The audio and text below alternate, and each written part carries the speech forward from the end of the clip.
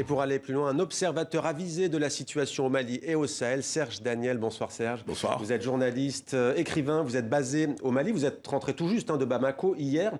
Rien n'est fait encore, disons-le, mais l'information pourrait être confirmée d'une minute à l'autre. Est-ce que ce ne serait pas paradoxal d'annoncer une réduction des effectifs de Barkhane 5 jours, Serge Daniel, 5 jours après ce terrible massacre, près de 200 morts à Solane au Burkina Faso? Non, mais c'est simple. Je pense que la doxa française, aujourd'hui, on attend la confirmation, comme vous le dites, mais c'est clair, la France ne veut pas s'enliser. Deuxièmement, c'est de dire, l'affaire de la sécurité dans le Sahel, c'est d'abord l'affaire des Africains. La France sera là pour appuyer, d'après ce que je comprends, mais il n'est pas question de s'enliser, il n'est pas question de rester longtemps. Alors, ça peut être paradoxal, mais l'affaire de la sécurité du Sahel, c'est d'abord le problème des Africains, disons-le. Serge Daniel, pardonnez-moi, il y a quand même un contexte. Le colonel Assimi Goïta en est à 2 coups d'État au Mali. Est-ce qu'il n'a pas donné l'occasion, au fond, à Emmanuel Macron d'accélérer, de précipiter ce que le président français voulait déjà faire depuis peut-être des semaines, voire des mois? Je le pense également. Parce que vous savez que la France n'a pas encore levé les mesures de suspension. C'était la coopération est suspendue, la coopération militaire avec Bamako. C'est de dire, nous n'allons pas rester dans un pays où il n'y a pas un régime démocratique. Ça aussi, c'est une vision, c'est une analyse qui tient la route, de mon point de vue. Et ce qu'on peut dire aussi, c'est qu'il y a cette annonce, il y a quelques jours, suspension des opérations militaires conjointes. Et si on élargit, il y a aussi le gel, il s'agit de la Centrafrique, de l'aide budgétaire, aussi de la coopération militaire. Est-ce qu'on assiste à un changement de doctrine de politique étrangère s'agissant de l'Afrique et du Sahel d'Emmanuel Macron à moins d'1 an de la présidentielle? Je pense que forcément, il y a la présidentielle qui joue.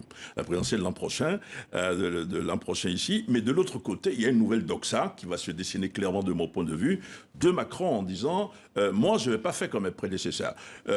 Hollande est intervenu avec l'opération Serval, vous vous en souvenez, c'est bien, ça a stoppé la progression des djihadistes, mais maintenant, ce que je veux, c'est vrai que le Sahel est une digue et que si elle saute, les djihadistes peuvent venir en Europe, mais nous allons réorganiser nos troupes. C'est comme ça que je vois les choses. Et de dire, le président français, ça c'est très important de dire, l'affaire de la sécurité du Sahel, quel que soit ce qu'on dit, c'est d'abord l'affaire des Africains. Mais Serge, si on vous suit bien, Emmanuel Macron dit ceci, c'est l'affaire des Africains. Hier, le président burkinabé Kaboré dit clairement, les Africains doivent se ressaisir. Le problème, c'est que ce soit le Mali ou le Burkina, on n'a pas d'État, on n'a pas d'armée digne de ce nom qui pourrait protéger les civils. Et ce que le Macron veut probablement faire, c'est de demander aux Nations Unies de se saisir du problème. Vous savez qu'il y a un G5, c'est une force entre 5 pays qui ne fonctionne pas d'ailleurs. Mais vous savez que le G5, l'ONU refuse au G5 un mandat robuste. Donc la France, visiblement, je pense, que Macron veut dire il faut que le pays, les G5, ait un mandat robuste pour pouvoir se défendre. L'autre chose, n'oubliez pas que Déby n'est plus là, le président tchadien, qui est décédé. Donc ça, il faut rebrasser les cartes de mon point de vue.